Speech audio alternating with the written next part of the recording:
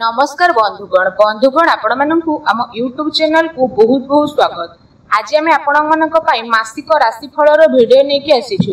ये जो मासिक राशिफल ग्रहंकर चलन और गोचर को नहीं आधारित अटे से आधार में आपण कहबू ए मासटी आपणकर किपरि साब्यस्त हेबो ता सहित आपण क्यारियर भाग्य आपणकर बिजनेस रे प्रेम रे परिवार रे शिक्षा क्षेत्र रे व्यापारिक क्षेत्र रे कौन सब परिवर्तन देखा मिलिबो लव लाइफ आपणकर मैरिज लाइफ रे कौन सब बड़ बड़ परिवर्तन घटिबो कौन अशुभ ग्रहर प्रतिकार पाई आपण माने उपाय करिवे ता सहित वीडियो शेष रे जो प्रतिकार विषय में कहबू जहा को पालन करिबा द्वारा आपणक पई ए मासटी अत्यंत शुभमय रे कटि जिवो।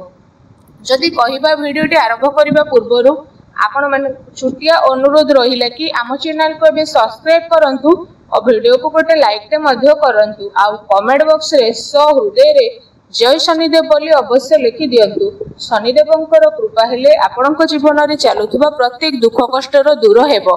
एबे आसंतु संपूर्ण वीडियोटी को आमे आरंभ करिबा। आउ ए कार्यक्रम आपणकर जन्म राशि चंद्र राशि ऊपर आधारित अटे। तो प्रथमे जानिबा आपणक पई ए मासरे नवग्रहर स्थिति किपरि रहिबो।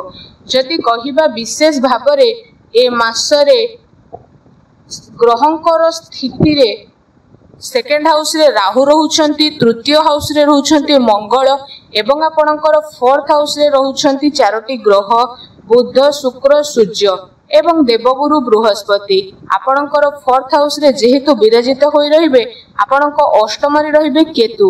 एबे आसंतु जानिबा प्रथमे आपणकर स्वास्थ्य स्थिति ए मासरे किपरि रहिबो। विशेष भाबरे कहिबा आपणकर हेल्थ किपरि रहिबो। फर्स्ट हाउस होई थाए आम इम्यूनिटी सिस्टम रो हाउस।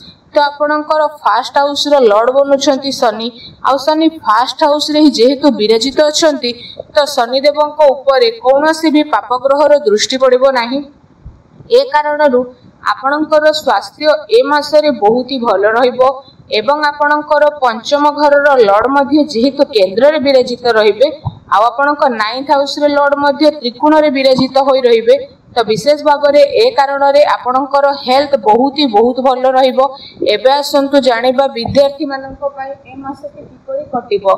पंचम हाउस होइते विद्यार्थी मानक पई आ आपणक पंचम घरर लॉर्ड बनुछंती बुधदेव। बुधदेव आपणकर फोर्थ हाउस रे विराजित जेहेतु अछंती तो विशेष भाव में जदि आमे कहिबा पंचम भाग को गोचर करिवे तो विद्यार्थी पई गोटे खुशी रे कथा कि विद्यार्थी 14 तारीख को आपण पंचम भाग को प्रवेश करेंगे।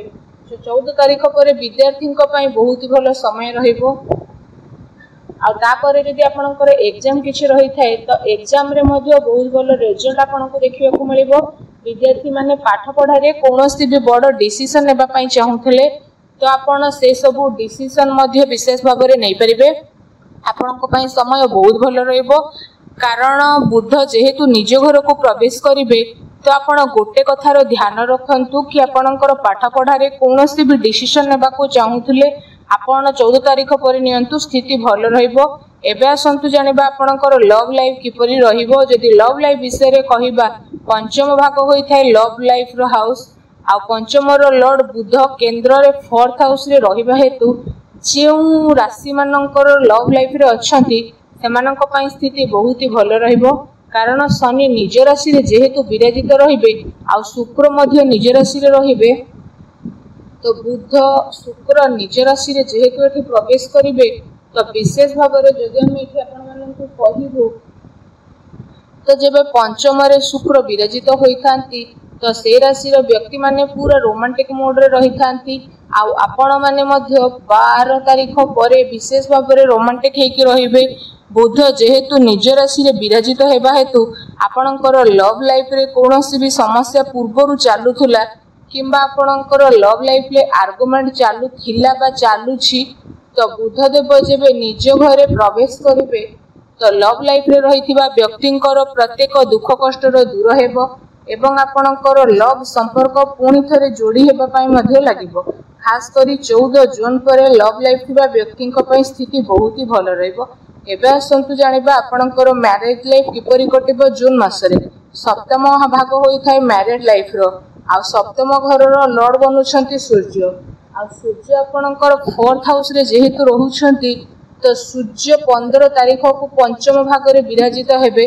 तो सूर्य को स्थिति आपणक पई भल रहइबो कारण प्रथम केंद्र रे रहिबे तापरे त्रिकोण रे जेहेतु गोचर करिवे तो सूर्य जेहेतु मित्र घरे प्रवेश करिवे बुधंक घरे ए कारणरू सूर्यंक स्थिति आपणक पई बहुत ही भल रहिबो।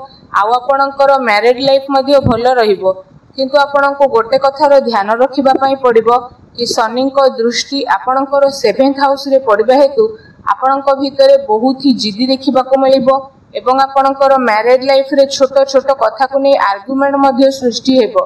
किंतु आ गोटे भल कथा हले कि आपणक मैरिड लाइफ रे कोनोसी भी बड़ समस्या आसीबो नाही कारण सूर्यंक स्थिति जेहेतु बहुत भल रहिबो 4th लॉर्ड शुक्रंक स्थिति बहुत भल रहिबो।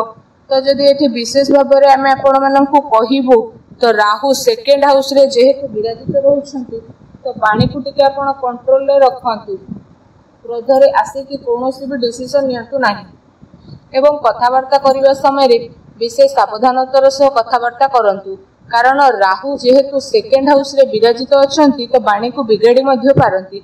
विशेष करी ए कथा को ध्यान रे आपण रखि नियंतु। फ्रेंड्स एबे आसंतु जानिबा सबुठारो महत्वपूर्ण विषय रे आपणकर भाग्य कैरियर एवं व्यापार बिजनेस किपरि रहिबो ए मासरे। जदि कहिबा भाग्य स्थान होई थाए 9th हाउस आ कैरियर रो हाउस होई थाए 10th हाउस तो आपणकर 9th रो लॉर्ड बनउछंती विनेस माने शुक्र आ शुक्र देव 4th हाउस रे जेहेतु विराजित होई कि रहिबे तो विशेष भाव में जदि कहिबा आपणकर भाग्य बहुत ही भल रहिबा को जाउछि। तापरे विशेष भाव में 9th हाउस जेहेतु आपणकर मजबूत हेबो तो विशेष भाव में आपणक पई गोटे खुशी कथा आसीबो ए मास तो आपणक पई भल नुह बहुत ही भल रहिबा को जाउछि कारण ग्रहंकर स्थिति अनुसार आमे एठी पूरा डिटेल्स रे आपणको कहूछु। आ आपणकर भाग्यर स्वामी जेहेतु केंद्र रे निज राशि रे रहिछंती पंचम हाउस रे प्रवेश करिवे मित्र राशि रे तो देखिबा को गले ए मास रे आपणकर भाग्य विशेष भाव रे एते साथ देबो जे आपण केबे भाबी मध्ये नथिबे। जदि आपण कोनोसी भी शुभ कार्य आरंभ करबे पई चाहुछंती तो आपण करि मध्ये नियंतु भाग्य आपनको साथ अवश्य देबो। आ जदि कोनोसी जगह रे धन इन्वेस्टमेंट करबा को चाहुछंती तो स्थिति भी आपनको पई बहुत भल रहइबो। कोनोसी भी डील मध्ये जदि करबा को चाहुछंती तो भी आपण करि परिबे भाग्य आपणकर जबरदस्ती साथ देबो। आउ जदि आपण ए मास रे कोनोसी भी शुभ कार्य आरंभ करबा को चाहुछंती तो भी करि नेबे भाग्यर साथ मिलिबो। ग्रहर स्थिति अनुसार मध्ये जदि कहिबा आपणकर भाग्य ए मास रे बहुत ही भल रहिबा पई जाउछि। एबे आसंतु जानिबा आपणकर कैरियर विषय रे माने आपणकर कार्य क्षेत्र किपरि ए मास रे रहिबो। आ आपणकर 10th लॉर्ड बनुछंती जेहेतु मंगल तो मंगल निज राशि रे बसिछंती 3rd हाउस रे तो विशेष भाव में कहिबा 10th हाउस रो कनेक्शन 3rd हाउस रो बनिबो।